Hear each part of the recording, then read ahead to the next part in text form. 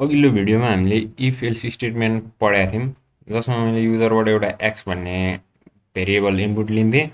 अनि त्यो एक्सको भ्यालु चाहिँ यदि ग्रेटर देन 0 छ भने एक्स इज पोजिटिभ भनेर इफ स्टेटमेन्टको युज गरेर मैले एक्स इज पोजिटिभ भनेर डिस्प्ले गराइदिन्थेँ।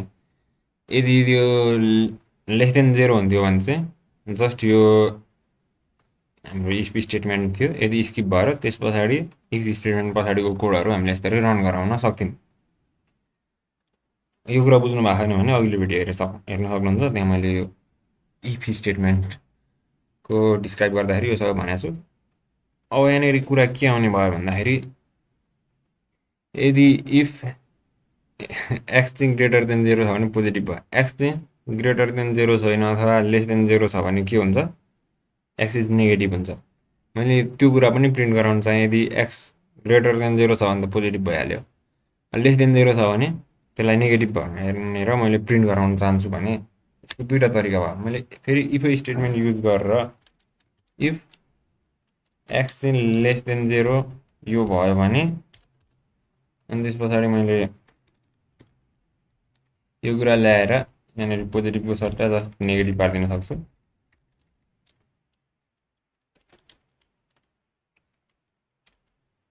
किन प्रेस भइरहेन, मैले यस्तै नेगेटिभ लेखिदिन सक्छु। यो भयो भने पनि प्रोग्रामले सिम्पली काम गरिहाल्छ। मैले गर्नुपर्ने कुरा त काम गरिहाल्छ, तर मैले यहाँ सिकाउन खोजिरहेको चाहिँ इफ एल्स स्टेटमेन्ट हो।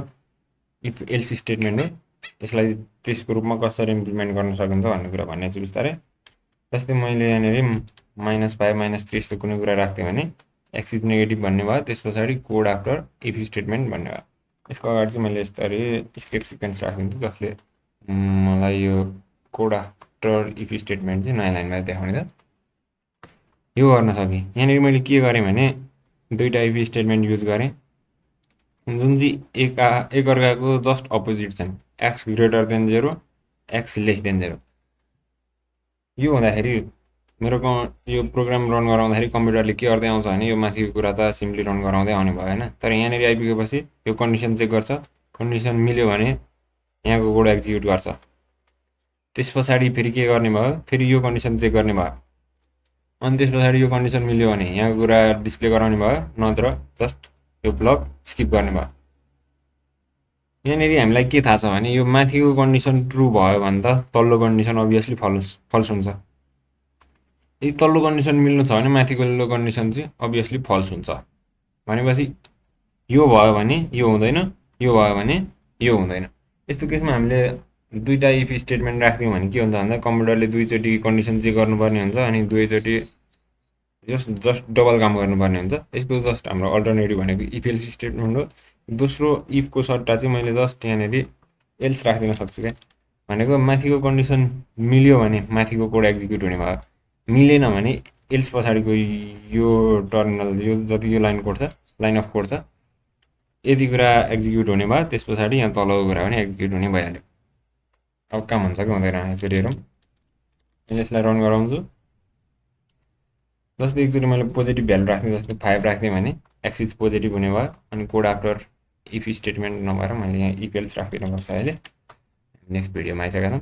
इफ एल्स स्टेटमेन्ट आउने भयो अनि केही गरी मैले यहाँनिर नेगेटिभ भ्यालु राख्दै थिएँ भने -5 राखेको थिएँ भने के हुन्थ्यो, एक्स इज नेगेटिभ भन्ने भयो, code after if else statement हुने भयो। यहाँ के भयो भन्दाखेरि यो कन्डिसन ट्रु हुँदाखेरि यो ट्रुवाला स्टेटमेन्ट एक्जिक्युट भयो अनि बाँकी कुरा सबै स्किप भयो, एल्सवाला पार्ट स्किप भयो। त्यस पछाडि तलको कुरा एक्जिक्युट हुने भयो। कन्डिसन नमिलेको खण्डमा यो माथिको कुरा स्किप हुने भयो, एल्सवाला पार्ट एक्जिक्युट हुने भयो अनि यही अनुसार हामी अगाडि बढ्ने भयो। इफ एल्स स्टेटमेन्टमा नि यति नै थियो। अब हामी नेक्स्ट भिडियोमा चाहिँ इफ एल्स इफ स्टेटमेन्टको बारेमा कुरा गर्नेछौँ। यो भिडियोमा यति नै भयो। धन्यवाद।